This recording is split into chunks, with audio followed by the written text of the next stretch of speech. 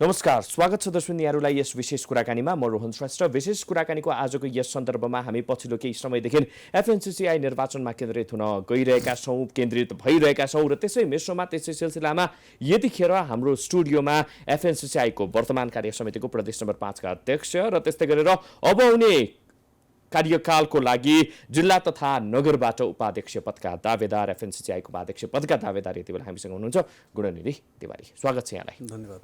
चुनावी चट्टारो कतिको लागेछ? अब नजिक आयो, जति नजिक आउँछ उति चट्टारो बढ्दै जान्छ। के छ त, स्ट्रेन्थ के छ? अहिलेसम्म हाम्रो पक्ष भनौँ न बलियो नै छ। अब सबै ढकाल पक्ष बलियो नै छ। अब अहिलेसम्म 3टा सेक्टर, वस्तुगत, एसोसिएट, जिल्ला नगरको जुन 3टा सेक्टर हो, 3टै सेक्टरमा हाम्रो चाहिँ जस राम्रो एउटा सहयोग, सबैको सहानुभूति पाइएको छ। के छ स्ट्र्याटेजी चाहिँ के छ? अब कसरी अगाडि बढ्ने, त्यस्तै गरी तपाईँहरूको चाहिँ एजेन्डा के रहेको छ? के कुरालाई चाहिँ मूलभूत रूपमा अगाडि राखेर चाहिँ तपाईँहरू अगाडि बढ्दै हुनुहुन्छ? अहिले अब विशेष गरेर के हो भने एफएनसीसीआई एउटा यो नेसनल इन्टरनेसनल एउटा संस्था हो होइन। यो संस्थालाई अलिकति अब बिचमा विगत केही वर्षदेखि भनौँ न, केही कार्यकालदेखि जुन किसिमको व्यावसायिक एउटा एकता बनाएर जानुपर्ने थियो त्यो हुन चाहिँ सकेन आन्तरिक विवादले गर्दाखेरि। र अहिलेको अवस्थामा हामी सबै होइन, निर्वाचन सकिएपछि अब पक्ष विपक्ष अहिले निर्वाचन त हुन्छ, तर निर्वाचन सकिएपछि हामी एउटै टिम भएर जान्छौँ होइन। हामी बिचमा त्यो कुनै किसिमको निर्वाचनको रिस राग रहने छैन। हामी संस्थालाई बलियो बनाउने र अहिले जुन व्यावसायिक संस्थाहरू अरू पनि जुन खोलेका छन् नेसनल उसमा, त्यसलाई पनि समेटेर सकभर एउटै संस्था बनाएर जाने हिसाबमा हाम्रो सोच चाहिँ छ सबैको। अब त्यसमा अहिले विशेष गरेर के हो भने अब चन्द्र ढकालजी, अब हाम्रो वरिष्ठ उपाध्यक्ष पदको एउटा उम्मेदवार उहाँ हुनुहुन्छ। उहाँको पनि एउटा व्यक्तिगत भनौँ एउटा सानो गाउँमा जन्मेर हुर्केर सानो व्यवसाय गर्दा गर्दै अहिले आएर एउटा नेसनल एउटा चाहिँ व्यावसायिक हिसाबमा होइन, कर्पोरेट एउटा उसमा पनि उहाँ एउटा काउन्ट भइसक्नु भएको छ। अब त्यति मात्रै नभइकन एउटा इन्टरनेसनल उसमा पनि उहाँको एउटा राम्रै प्रभाव छ। यो एउटा के हो भने वास्तवमा भन्यो भने अब म त सबैलाई आग्रह पनि गर्न चाहन्छु महासङ्घका सम्पूर्ण सदस्यहरूलाई कि यो एउटा अवसर पनि, यो सधैँ यस्तो अवसर पनि आउँदैन होइन। महासङ्घमा चन्द्र ढकाल जस्तो मान्छे वरिष्ठमा आउनु र भोलि उहाँ अध्यक्ष हुनुहुन्छ भने कि महासङ्घको एउटा गतिविधि अथवा चाहिँ उहाँको जुन एउटा व्यवहार छ त्यो व्यवहारले पनि सबैलाई समेटेर लैजान सक्ने उहाँमा एउटा खुबी पनि छ होइन। र एउटा सानो गाउँदेखि लिएर काठमाडौँसम्मको समस्या उहाँले बुझ्नु पनि भएको छ। चन्द्र ढकालले त व्यवसाय गरेको धेरै लामो समय भएको छैन, त्यही भएर उहाँले त बुझ्नै सक्नु भएको छैन यो कुरालाई भन्ने कुराहरू पनि आइरहेको छ होइन। यो एउटा के भने अब निर्वाचनमा केही न केही एउटा आरोप प्रत्यारोप त हुन्छ, तर मलाई जहाँसम्म लाग्छ उहाँले यो स्ट्रेन्थ उहाँको के भने खास जिल्ला नगरमा उहाँको एउटा राम्रो बेस चाहिँ छ होइन। उहाँको आफ्नो पनि एउटा नेटवर्क हेर्नुहुन्छ भने चाहे ब्याङ्क होस्, चाहे आइएमई होस्, विभिन्न उहाँको जुन व्यवसायहरू छन्, एउटा करिब 77 जिल्लामा उहाँको एउटा राम्रो नेटवर्क छ। र उहाँले सबैलाई, उहाँको एउटा सबभन्दा राम्रो पक्ष के भने सबैसँग मिल्न सक्ने, सबैको कुरा सुन्ने र त्यसलाई चाहिँ कसरी हुन्छ समाधान गर्नेतर्फ उहाँको एउटा चिन्तित भएको मैले चाहिँ महसुस गरेको छु। त्यसै कारण मैले उहाँको टिमबाट म उपाध्यक्षको उम्मेदवारी पनि गर्दैछु। र अहिले आएर वास्तवमा भन्नुहुन्छ नि यो जिल्ला नगरका साथीहरूको धेरैको चाहिँ इच्छा नै थियो कि वास्तवमा जिल्ला नगरको उपाध्यक्ष जिल्ला नगरकै हुनुपर्छ भन्ने किसिमको एउटा आवाज पनि थियो। बिचमा हाम्रो यी अधिकारहरू खोसिएका पनि थिए होइन। महासङ्घमा जिल्ला नगरको 50% भोटिङ राइट्स हुन्छ होइन, 30% एसोसिएटको हुन्छ, 20% चाहिँ वस्तुगतको हुन्छ। तर वास्तवमा 50% भन्ने तर अधिकार चाहिँ नपाउने जिल्ला नगरको साथीहरूको यो गुनासो धेरै वर्षदेखि थियो। र आज त्यसैको फलस्वरूप होला कि आज सबै 106वटा हामीसँग उद्योग वाणिज्य सङ्घहरू आबद्ध हुनुहुन्छ 77 जिल्लामा। र उहाँहरूको सबैको एउटै आवाज, एउटै सबैको सहयोग भनौँ न, सबैको समर्थनबाटै म आज चाहिँ जिल्ला नगरको तर्फबाट महासङ्घमा एउटा उम्मेदवारी। तपाईँलाई किन विश्वास गर्ने? मेरो यो के हो भने करिब म जिल्लामा पनि मैले 10 वर्ष काम गरेँ र महासङ्घमा मैले 2062 सालमा एउटा अञ्चल प्रतिनिधिको हिसाबले मैले प्रवेश गरेँ र 3 कार्यकाल म केन्द्रीय सदस्य खुल्लाबाट आएँ र अहिले म प्रदेश नम्बर 5 को अध्यक्षको हिसाबले मैले 3 वर्ष यो पनि काम गरेँ। मेरो 15 वर्ष करिब महासङ्घको मेरो यो यात्रा। र मैले मभन्दा अगाडि जति पनि साथीहरू हुनुहुन्थ्यो, सिनियर साथीहरू हुनुहुन्थ्यो, मैले सबैलाई सहयोग गर्दै आएको। मैले कहिले पनि मलाई यो पदाधिकारी चाहियो भनेर मैले दावा पनि गरिनँ। जबकि मलाई साथीहरूले धेरै भन्ने गर्थे, तर म त्यतातिर मैले ध्यान दिइनँ। किन दिनँ भने मभन्दा अगाडि सिनियर साथीहरू हुनुहुन्छ, मैले केही सिक्नुपर्छ।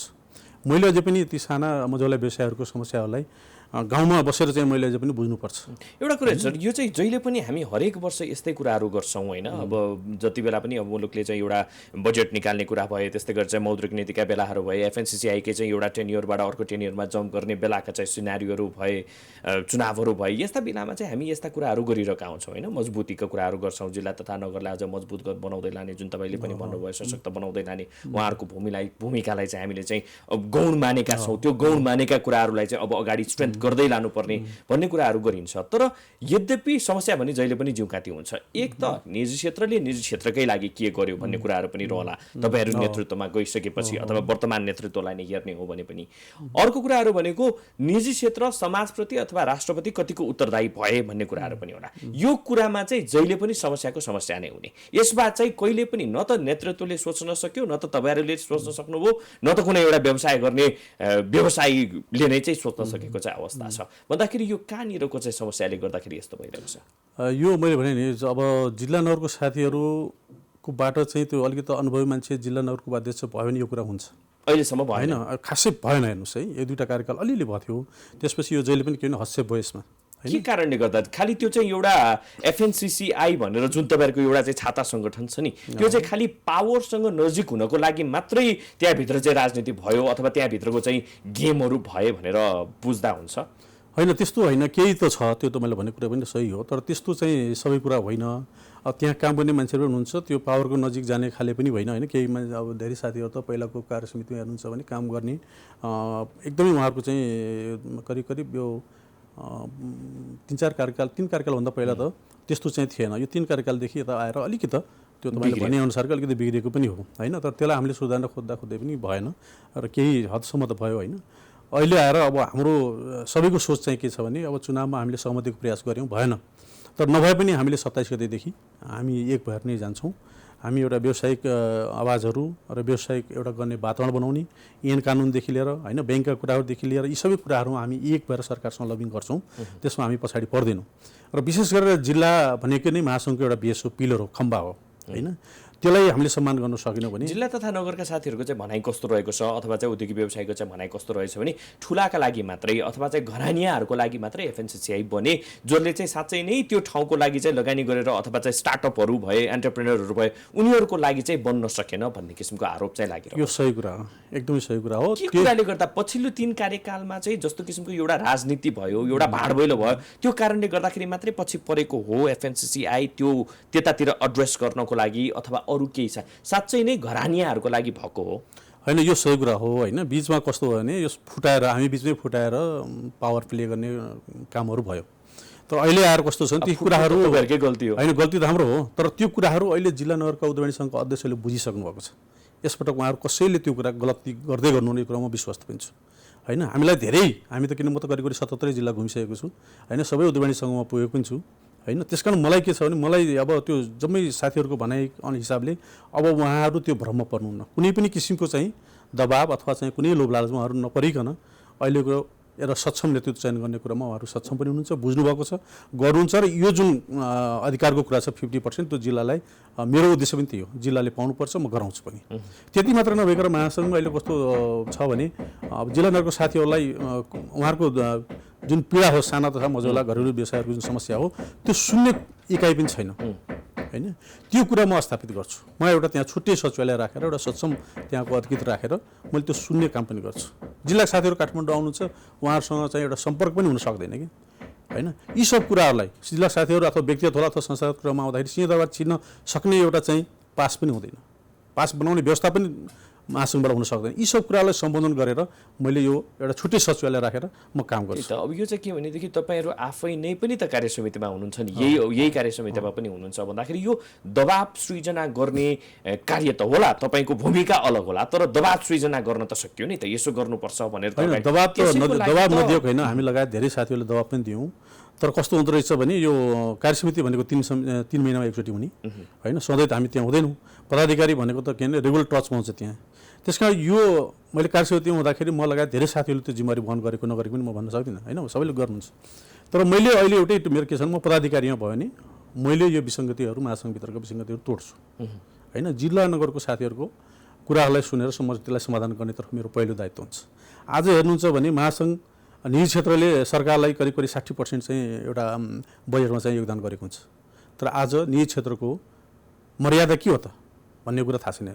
सरकारले त्यो छुट्याएको पनि छैन कि हामी एउटा खरदार हो कि हवलदार हो कि अथवा चाहिँ के हो, मन्त्री हो कि के हो, हाम्रो महासङ्घको अध्यक्ष के हो, कुन सरह हो, त्यो पनि छैन। गर्छु भनेर चाहिँ भन्ने तर कार्यान्वयनमा चाहिँ नजाने प्रतिपाटीहरू चाहिँ थुप्रै छ कि। अब योभन्दा विगतको यो अहिलेको भवानी राणा नेतृत्वको कार्यकालबाट पनि अपेक्षाहरू धेरै थियो, तर त्यो अपेक्षा कति पुरा भएनन् भन्ने कुरा आफ्नै ठाउँमा होला। अब त्यो एनालिसिस गर्ने कसले र अब आउने नेतृत्वबाट अपेक्षा धेरै राख्ने तर हुने कुरा केही पनि होइन भनेर चाहिँ बुझेको अवस्था पनि त रहेको होला होइन। अब त्यो हिजोको अवस्था चाहिँ छैन। अब जति हिजो अरूले चाहिँ जिल्ला नगरलाई झुक्याएर जुन फाइदा लिनुभयो त्यो अब फाइदा लिने अवस्था चाहिँ छैन।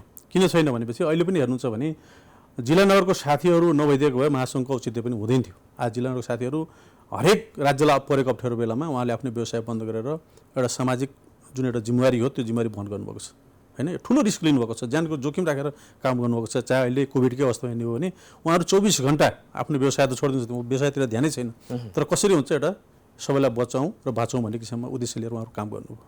आज ऐन कानुनको कुरा अथवा ब्याङ्ककै कुरा हेर्नुहुन्छ भने, यो मौद्रिक नीतिकै कुरा गर्नुहुन्छ भने पनि आज जिल्ला नगरको साथीहरूले चाहिँ त्यो आफ्नो ठाउँमा विरोधका कार्यक्रमहरू नगरिदिएको भए, त्यो ज्ञापन पत्रहरू नदिएको भए र सरकारलाई जुन चेतावनी दिए, यदि हामी चाहिँ एउटा निजी क्षेत्र यस्तो हो, हामी धेरै कुराहरू सहन्छौँ तर एउटा लिमिट हुन्छ, त्यो लिमिटभन्दा बाहिर गयो भने हामी फेरि आन्दोलनमा आउन चाहिँ सक्छौँ भन्ने किसिमको जुन 106 मात्रै नभइकन कि अरू जुन हामीसँग आबद्ध छैनन् त्यो उदाहरण सङ्घहरूले पनि आफ्नो ठाउँमा सिडिओ मार्फत अथवा स्थानीय सरकार मार्फत, प्रदेश सरकार मार्फत सबैले एउटा ज्ञापन पत्र दिनुभयो। निजी क्षेत्रले सरकारप्रति उत्तरदायी हुने कुरा त छ होइन, त्यस्तै गरेर चाहिँ सरकारबाट मागहरू राख्ने कुराहरू त छ। तर निजी क्षेत्र आफै चाहिँ सरकारप्रति अथवा चाहिँ आम सर्वसाधारणप्रति उत्तरदायी चाहिँ कहिले हुने भन्ने कुरा पनि हो होइन। अहिलेको अवस्थामा मैले तपाईँलाई विश्वास दिलाउँछु कि अबको यो जुन कार्यसमिति आउँछ त्यसले चाहिँ निजी क्षेत्रको भूमिका के हो भनेर गरेर देखाउँछ। अहिलेको कार्यसमिति चाहिँ फ्लप भएकै हो। होइन, फ्लप भन्नाले प्रयास गएको होइन, प्रयास गरेर न आखिरमा यो मौद्रिक नीतिमा पनि धेरै कुराहरू पर्यन्त भयो त। आखिरमा महासङ्घको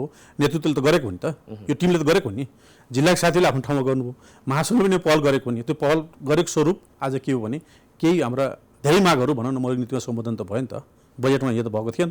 तर आज यो बीचको अवधिमा तपाईँहरू बीच नै एकता छैन भनेदेखि त्यो एकतै नभएको संस्थाबाट चाहिँ, एकतै नभएका चाहिँ उद्योगी व्यवसायीहरूबाट आम सर्वसाधारणले अथवा चाहिँ आम व्यवसायीहरूले अपेक्षा चाहिँ के गर्ने भन्ने कुरा पनि होला। खालि राजनीति मात्रै, राजनीतिक दाउपेचमा मात्रै घुम्ने हो कि अथवा चाहिँ त्योदेखि बाहेक चाहिँ जेन्युनली समाजको लागि पनि केही हो कि भन्ने कुरा पनि त रहला होइन। यसपालि अब जुन यो बाहिर जति पनि हल्ला छ होइन, त्यो हाम्रो बिचको जुन फुट गराउने, हामीलाई फुटाएर चाहिँ जुन अब विभिन्न पक्षले फाइदा लिने कुराहरू थियो त्यो अब हुँदैन। त्यो सपना अब कसैले नदेखे हुन्छ। अब आउने हाम्रो यो टिमले होइन, अब एउटा शेखरजी त अब अध्यक्ष भइसक्नु भएको छ होइन, अब निर्वाचनपछि उहाँ त अध्यक्षै हो। त्यस कारण अब चन्द्र ढकालजीको जुन टिम आउँछ र हामी लगायत चाहे जोसुकै होस् निर्वाचनमा एउटा जुन हाम्रा साथीहरू जुन हामीलाई विश्वास गरेर मत दिनुहुन्छ, हामी जाने साथीहरूले हामी बिचको जुन एउटा फुटको जुन खेल भइरहेको छ त्यसलाई हामी हटाउँछौँ र निजी क्षेत्रलाई एक ढिक्का बनाएर लिएर जान्छौँ। हामी यस्तो वातावरण बनाउने पक्षमा छौँ। त्यो त विगतमा पनि भनेकै हो होइन, विगतमा भने पनि त्यो किसिमको मैले भने नि केही कमजोरीहरू मेरो पनि होला, नेतृत्वको बढी हुन्छ। म कार्यसमितिको एउटा सदस्यको नाताले मैले पनि जिम्मा लिनुपर्छ होइन, मेरो पनि कमजोरी होला, मैले त्यो भूमिका गर्न सकिनँ कि भनेर। तर अब म त्यो ठाउँ पदाधिकारीमा गइसकेपछि मैले निश्चित रूपमा पदाधिकारीमा हामी जति 5-6 जना हुन्छौँ, मैले सबैलाई होइन, हामी सबै एउटा सचेत पनि छौँ, सबै कुरा बुझेका पनि छौँ। हामी त्यो किसिमको लबिङ गर्छौँ। निजी क्षेत्रलाई एक बनाएर हामी एउटा साना व्यवसायदेखि लिएर ठुला व्यवसायहरूको समस्यालाई सम्बोधन गर्नेतर्फ सरकारसँग लबिङ गर्छौँ। र हाम्रो अबको सोच के हुनु पऱ्यो भने हामीले हरेक कुरा विरोध मात्रै होइन होइन, जस्तो महासङ्घमै बसेर साथीहरूले विरोध गरेर महासङ्घमै बसिरहेको अरू सङ्गठन नखोले यो संस्था त अझै बलियो हुन्थ्यो नि त, सबैको माग पुरा हुन्थ्यो नि त। आज आखिरमा सबैलाई पीडा त छ नि त होइन।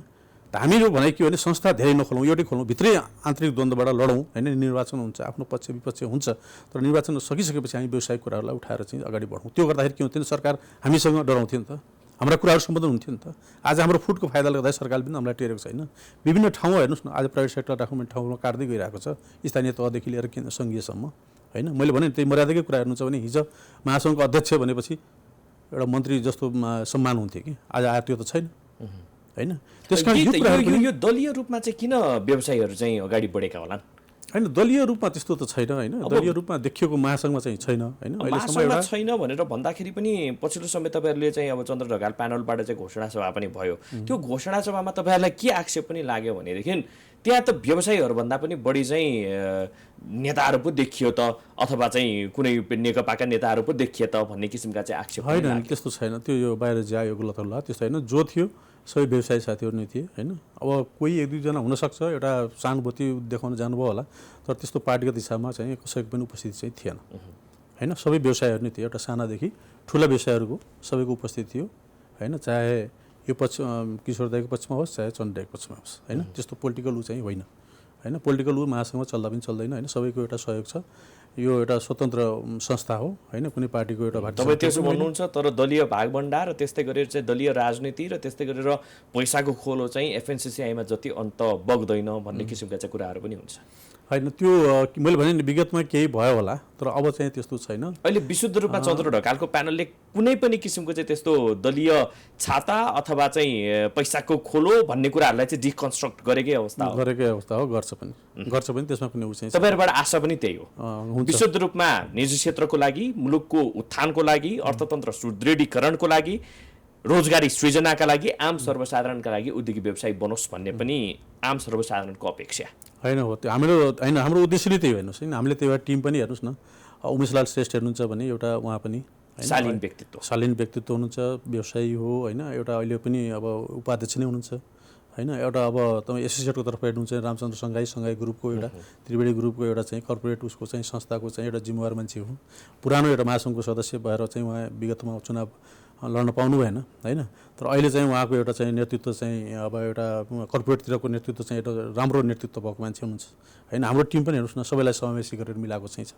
होइन त्यस्तै गरेर हामीले केन्द्रीय सदस्यलाई पनि हामीले त्यही हिसाबले जो साथीहरूले अलिकति संस्थाप्रति के अरे ध्यान काम के अरे टाइम दिन सक्नुहुन्छ काम गर्न सक्नुहुन्छ जसले चाहिँ हाम्रा समस्यालाई त्यहाँ कार्यसमितिमा आएर चाहिँ भन्न सक्नुहुन्छ बोल्न सक्नुहुन्छ अथवा चाहिँ स्थानीय तहदेखि ल्याएर सङ्घीय सरकारसँग लबिङ गर्न सक्नुहुन्छ त्यस्ता साथीहरूलाई चाहिँ हामीले चयन गर्छौँ हामीले चाहिँ यो चाहे पूर्व होस् चाहे पश्चिम होस् हिमालदेखि तराईसम्म सबै क्षेत्रलाई समेटेर हामीले त्यो किसिमको केन्द्रीय सदस्यहरू पनि चयन गर्छौँ त्यसपालि होइन त्यस कारण चाहिँ के छ भने विगतका जुन हामीलाई आरोप प्रत्यारोप छ अथवा जुन हामीले केही गर्न सकेनौँ त्यो यो कार्यसमितिले गरेर देखाउँछ र महासङ्घको छवि हिजोभन्दा आज फरक ढङ्गले जान्छ निजी क्षेत्रलाई हेर्ने दृष्टिकोण पनि सबै तहले हेर्ने दृष्टिकोणमा फरक पर्छ अझै पनि मिलेर जान सक्ने ठाउँ छ कि छैन अझै पनि हाम्रो प्रयास त जारी छ तर सम्भावना चाहिँ धेरै कम छ अब यदि मिलेन भने एउटा प्रजातान्त्रिक पद्धतिमा निर्वाचन नै हो त्यसको विकल्प निर्वाचनमा जानै पर्छ र त्यस्तै गरेर चाहिँ यति बेला हाम्रो मुलुकको सरस्वती हेर्ने हो भनेदेखि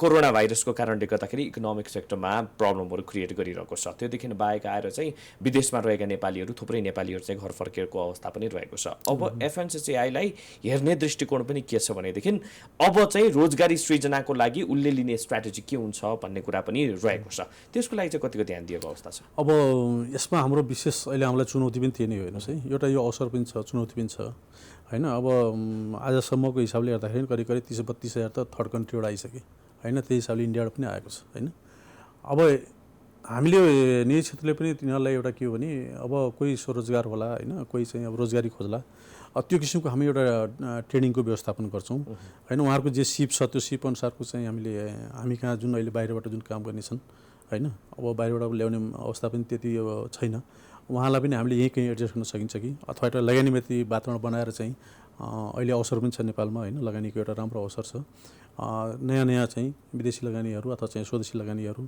लगाएर चाहिँ उद्योग स्थापना गरेर जुन फर्केर आउनुभएको छ उहाँलाई रोजगारी दिने अथवा चाहिँ उहाँलाई चाहिँ स्वरोजगार बनाउने हिसाबमा चाहिँ हाम्रो जुन जिल्ला नगर उद्योग वाणिज्य सङ्घले अहिलेसम्म जुन भूमिका गर्नुभएको छ विभिन्न किसिमका चाहिँ ट्रेनिङहरू गर्नुभएको छ कृषि क्षेत्रमा त्यस्तै काम गर्नुभएको छ उहाँलाई कहीँ न कहीँ हामी चाहिँ त्यो मिलाउने व्यवस्थापन चाहिँ गर्छौँ खालि समस्या मात्रै देखाउने र समाधानतर्फ जानुभन्दा पनि व्यापारमुखी मात्रै भए हाम्रा निजी क्षेत्र भन्ने आक्षेपबाट पनि पन्छिने प्रयास चाहिँ गर्नेछ अब भन्नाले यसलाई समाधान गर्ने प्रयास चाहिँ हामी गर्छौँ यो निजी क्षेत्रले भनौँ न यो त करिब यो आरोप हामीले तोडिसकेका छौँ होइन हिजो के थियो भने निजी क्षेत्र भनेको एउटा नाफा गर्ने समाजमा के उत्तरदायित्व भएन जुन आरोप थियो नि त्यो त करिब उत्पादनमूलक क्षेत्रमा त अझै पनि लाग्न सकेको छैन निजी क्षेत्र होइन अहिले त विगतको भन्दा अहिले त धेरै राम्रो धेरै अगाडि आइसकेको छ अहिले नै हेर्नुहुन्छ भने 20औं वर्ष स्थानीय निकाय नभएको अवस्थामा निजी क्षेत्रको भूमिका हेर्नुहुन्छ भने सबै दलले निजी क्षेत्रलाई नै के अरे अगाडि सारेर आफ्नो ठाउँमा काम गरेको हो नि त। 20 वर्ष थिएन नि त आखिर होइन। त्यो 20 वर्ष त सबै हाम्रा उद्योग वाणिज्य सङ्घहरूले यस्तो काम गर्नुभयो होइन कि त्यहाँ प्रत्येक दलले उद्योग वाणिज्य सङ्घको टिमलाई अध्यक्षलाई लिएर चाहिँ डेलिगेसन जान्थ्यो कि जिल्लामा मिटिङ गर्नु पऱ्यो भने उद्योग वाणिज्य सङ्घको के अरे अध्यक्षको उसमा मिटिङ हुन्थ्यो। त्यो त निजी एउटा विश्वास त गरेन राख्यो। त्यो दलको पनि मन जित्यो, आम जनताको पनि मन जित्यो। 20 वर्ष त त्यो नेतृत्व त गरेको नि त। आज हेर्नुहोस् न, बाटोघाटोदेखि लिएर एयरपोर्टदेखि लिएर खानेपानीदेखि लिएर हरेक कुरामा निजी क्षेत्रले उद्योग वाणिज्य सङ्घले त्यो भूमिका त गर्यो नि त होइन। हिजो भूकम्प आउँदाखेरि पनि त निजी क्षेत्रले राख्नु गऱ्यो नि त। आफ्नो क्षति त भएकै थियो नि त। तर त्यही पनि राहत कार्यमा कहिले पनि सरकारलाई असहयोग त गरेन, सक्दो सहयोग गरेकै हो। तै पनि आम सर्वसाधारणको नजरमा चाहिँ निजी क्षेत्र कहिले पनि चोखो भएर बस्न चाहिँ सकेन होइन। त्यो यसो छ भन्ने एउटा ट्याग चाहिँ लगाइदिरहेको होइन। ट्याग लगाउने त अब यस्तो छ, सबैलाई अब खुसी पार्न पनि सकिँदैन। तर निश्चित रूपमा निजी क्षेत्रले अहिले चाहिँ त्यो जुन आरोप हो त्यसलाई चाहिँ तोड्ने काम गरेको छ। अब विगतका आउने दिनहरूमा हामी अब त्यसलाई एकदम शून्यमा नै झारिदिन्छौँ। चुनौती कतिको छ नि? चुनौती त छ, मैले भने चुनौती अहिलेको अवस्थामा त हामीलाई झन् बढी छ। किन छ भन्दाखेरि हामी कोरोनाबाट त हामी त ठुलो प्रभावित भएका छौँ होइन। हाम्रो त अहिले भन्ने एकछिन ढाड सेकिएको अवस्था छ सबै व्यापारीहरूको होइन। कतिजनाले त बिचरा सुसाइड पनि गरिसक्यो। यो अवस्थामा अहिले भनौँ न, अहिले ब्याङ्कका हामीले किस्ता ब्याज तिर्ने अवस्था पनि थिएन होइन। तर त्यही पनि अझै पनि हामीलाई हिम्मत के छ भने हामीलाई सरकार हामीसँग सहकार्य गर्यो। हामीहरू भन्न धेरै कुराहरू त सुनेको पनि छ नि उसबाट, मोदी नीतिबाट। र अझै पनि हामीसँग चाहिँ सरकार चाहिँ मिलेर जान सक्छ भने हामी सरकारलाई अप्ठ्यारो पार्ने काम चाहिँ गर्दैनौँ। हामीले सरकारलाई सहयोग नै गर्छौँ होइन। चाहे रोजगारीको हिसाबमा हेरौँ, चाहे राजस्वको हिसाबमा हेरौँ, हरेक दृष्टिकोणले हामी सरकारलाई चाहिँ असहयोग गर्दैनौँ, सहयोग नै गर्छौँ। तर सरकारले पनि हामीलाई त्यही दृष्टिकोणले हेरिदिनु पऱ्यो। खालि फुटको राजनीतिमा मात्र हामीलाई फुटाएर त्यो चाहिँ सरकार आफू चाहिँ बलियो हुन्छु भन्ने सोच चाहिँ त्यो गलत हो। यस्तो किसिमको गेम चाहिँ किन हुन्छ यो मलाई के लाग्छ अब फुट्नु त उद्योगिक व्यवसायकै गल्ती हो नि त होइन। गल्ती त हो। अब हाम्रो पनि व्यवसायहरूको के हुन्छ भने अब कोही न कोही कहीँ न कहीँ केही न केही आस्था त हुन्छ होइन। त्यो आस्थाको आधारमा पनि कहीँ केही भन्छ। अब कहिले चाहिँ के छैन, मैले यो संस्थामा बसेँ, मैले पद पाइनँ, अब अर्को संस्था खोलिदिन्छु भन्ने एउटा त्यो पनि भइरहेछ होइन। त्यो सब सोच हामीले तोड्नुपर्छ, हटाउनुपर्छ होइन। हामी एक भएर गयौँ भने निश्चित रूपमा नेपाल पनि एउटा किन आर्थिक हिसाबमा अगाडि बढ्छ। एउटा समृद्ध नेपाल जुन हाम्रो कल्पना हो त्यो पनि एउटा पुरा हुन्छ होइन। आज विश्वमै हेर्ने हो भने निजी क्षेत्रलाई सहयोग नलिकन कुनै पनि कन्ट्री चाहिँ डेभलप भएको चाहिँ छैन कि। अब आउने नेतृत्वले एकताको सन्देश दिन्छ, निश्चित रूपमा दिन्छ। र हामी सबैको अठोट एउटै छ कि निर्वाचन सकिन साथ हामीले सबै कुराहरू बाकसमा जब मतपत्र लक हुन्छ नि, हाम्रा सबै कुराहरू चाहिँ हामी लक गरिदिन्छौँ। हामी नयाँ ढङ्गले अगाडि बढ्छौँ। आशा त्यही गरौँ विगतका जस्ता तिता अनुभवहरू नदोहोरियोस् एफएनसीसी भन्ने कुरा हुँदैन। निश्चित रूपमा त्यो चाहिँ हुँदैन। हामी चाहिँ एउटा नयाँ ढङ्गले अहिलेसम्मको महासङ्घभित्र जुन आरोप प्रत्यारोप होइन, जुन एउटा बाहिर हेर्ने दृष्टिकोणमा जुन महासङ्घले चाहिँ आफूभित्र फुट्यो, केही गर्न सकेन भन्ने जुन आरोप छ त्यसलाई हामी हटाउँछौँ यसपालि। मूल अनुसारको पानी नहोस्। धेरै धेरै धन्यवाद गुणेश सर, हाम्रो स्टुडियोमा आइदिनु भयो, यहाँले आफ्नो विचार राखिदिनु भयो। हाम्रो तर्फबाट यहाँलाई धेरै धेरै शुभकामना। धन्यवाद। मेरो कुरा पनि यसो सुनाउने मौका दिनु, त्यसको लागि पनि यहाँलाई धेरै धन्यवाद। दर्शक यहाँलाई पनि धेरै धेरै धन्यवाद। आज हामीलाई साथ दिनुभएकोमा हेर्दै रहनुहोला प्राइम टाइम्स टेलिभिजन। नमस्कार।